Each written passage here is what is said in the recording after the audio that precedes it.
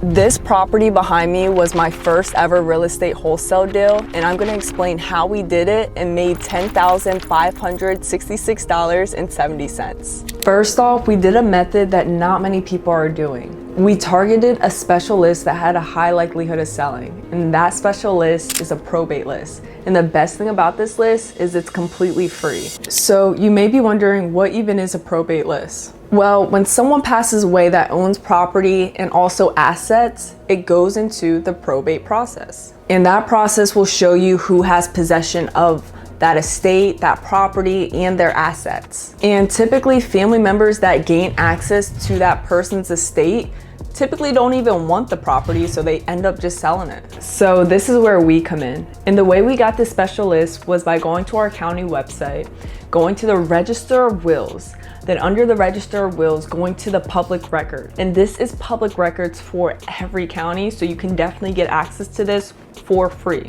And after we go to the public records, it will have everyone that passed away recently, and then you'll be able to access that person's death certificate and all their other documents, which is kind of crazy. It kind of gets a little deep, but you do need this information in order to do a deal like this. So once you're on that person's individual page, sometimes it will tell you how much equity they have, sometimes they won't. So it really just all depends.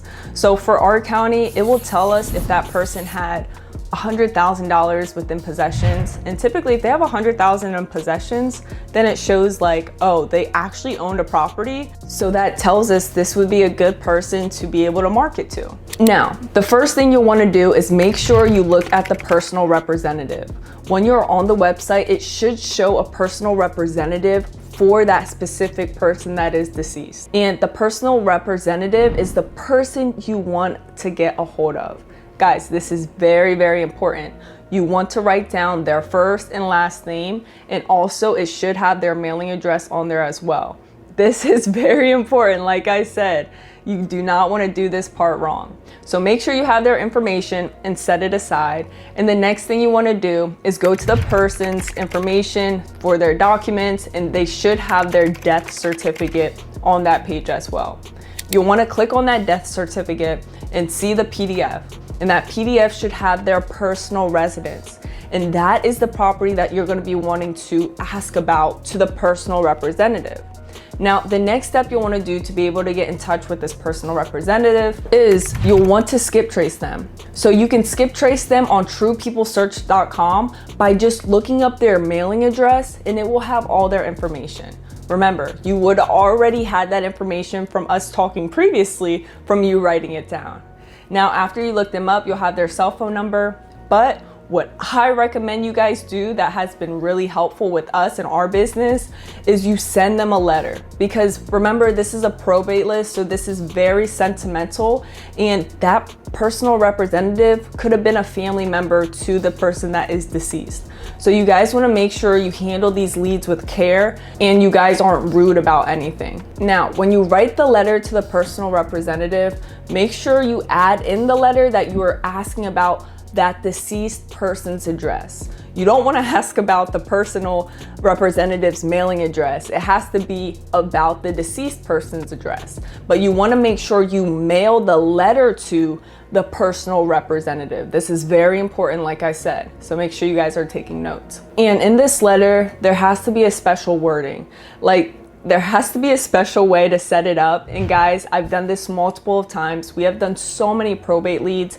And just like we did this deal and we got that $10,566.70, this is exactly what we did. And down below in my probate playbook, I added our letter template of what we use exactly, plus also added bonuses just so you can help stand out from your competition.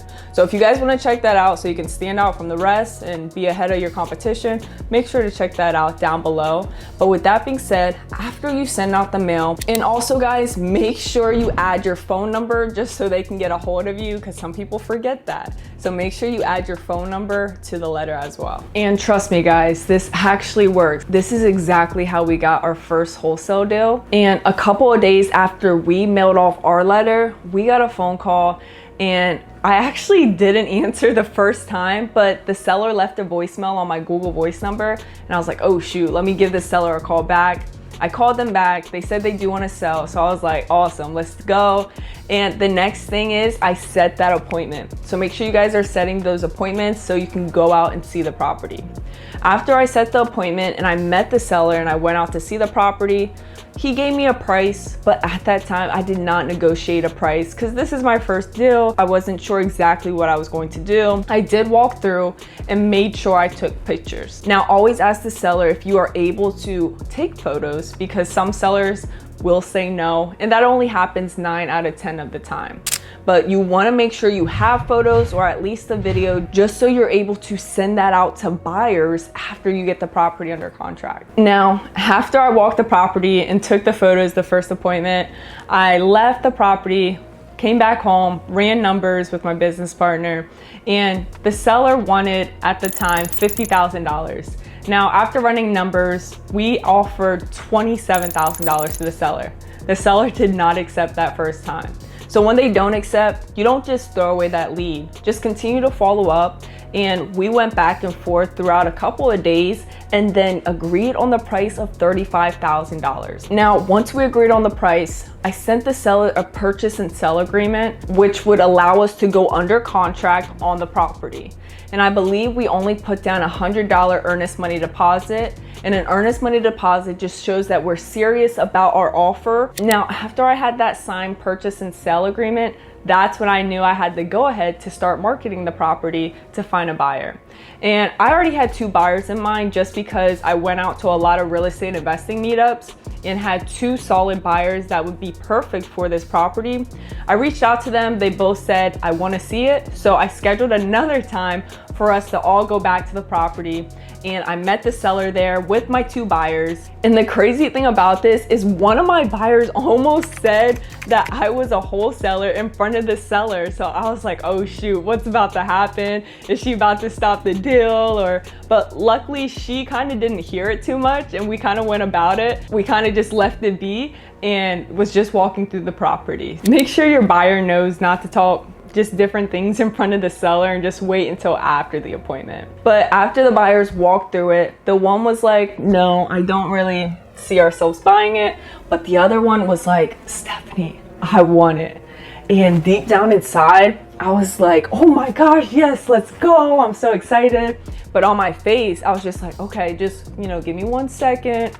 Gotta figure this all out and stuff. So I kept a straight face. I was serious about the process, but like deep down inside, super excited. And at that time, so you guys know, we got it under contract for $35,000 and I marketed it out to buyers at $50,000. So you can see that spread of $15,000, and that's a pretty nice spread. And that one buyer said he wanted it, and literally right when I went home, I got the assignment agreement, which would assign my rights from my original contract to that buyer, so the buyer would take over and I would just be the middleman per se. I sent that to him, he signed it, everything was good to go. And literally we went to the closing table roughly about a month later. Now, just because the seller was very more skeptical, we made sure to double close on this one. And a double close basically means that we bought the property with transactional funding. So we asked someone else to fund the deal for us since we didn't have $35,000 to buy the property. And then we resold the property literally an hour later to our end buyer for $50,000. Now, when you use transactional funding, other people's money, just for a small transaction like this, they still require a small fee. So with their fee, instead of us making $15,000, our profit came to $10,566.70. But guys, that's still insane. From one deal making $10,000, that is truly a blessing from God above. So I just wanted to show you guys that it is doable. You can definitely make this happen. You just have to go out full force, start focusing on lists that no one else is doing. And this special specific list will help you stand out from your competition. And if you want to take a step even further, down below, just make sure you get your probate playbook so you can get my exact letter template of what I send to sellers literally every day, specifically probate sellers. So with that being said, I hope you guys enjoyed this video and I hope you start doing some wholesale deals, because if I can do it, so can you. And with that being said, I'll catch you guys in the next one. Peace.